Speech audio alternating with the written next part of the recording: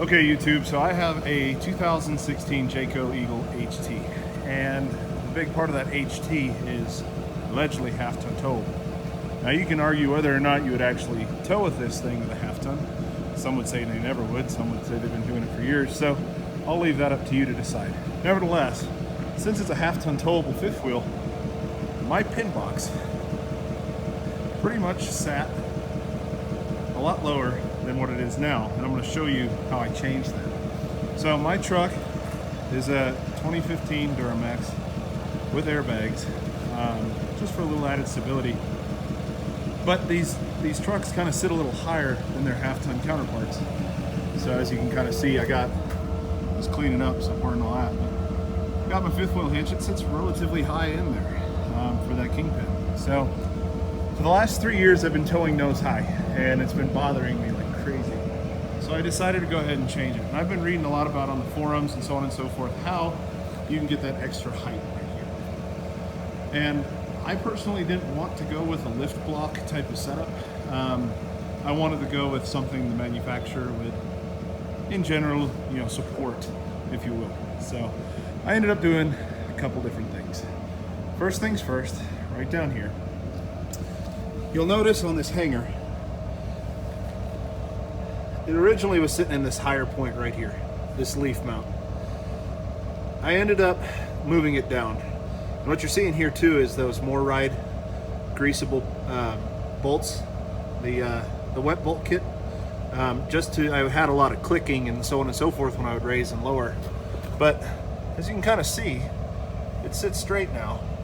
But by doing that, granted, even if that is 2.5 inches, the fifth wheel really only went up, I'd say probably maybe 1.5 inches. Maybe, and that's a big maybe. So one of the things that I decided to do was to take these wheels and tires, which are 225/75 15s that came from Jayco, and swap them out with a 16-inch wheel. So I think it's 235/80/16. Don't quote me on that, but that's what I ended up getting. So the 16-inch wheels I ordered from Discount Tire, and I will go ahead and put a part 2 in next week.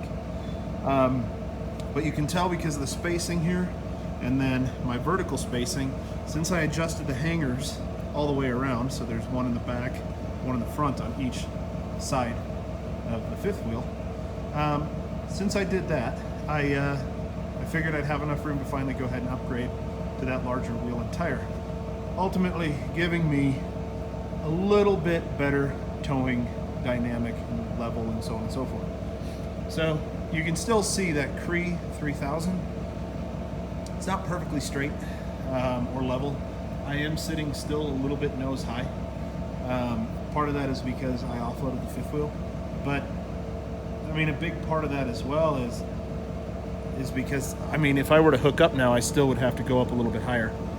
So what I'm hoping is that these 16-inch wheel upgrades with the Goodyear Endurance tire, which I've read great reviews on, but those Goodyear Endurance tires with those 16-inch wheels, I think will be enough to level it out, or if anything, get it a lot better than what it was. So I will post another update next week when I go ahead and actually get the 16-inch wheel and tire installed from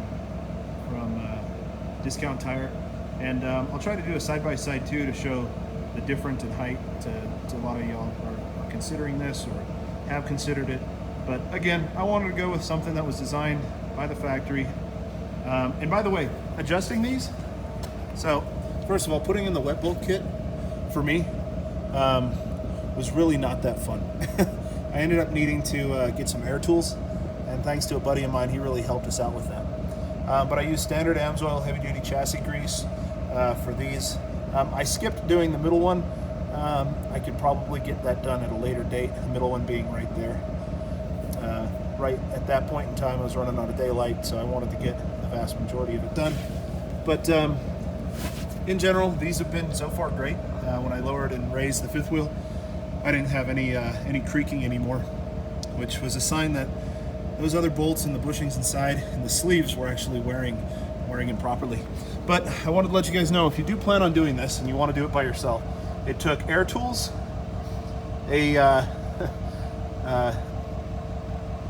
4-ton jack, and a buddy to help me get it done. So you can kind of see a little extra height. One thing I do plan on doing in the future here is putting a brace between here that Morryde makes. I'm going to try to avoid doing any sharp turns and things like that.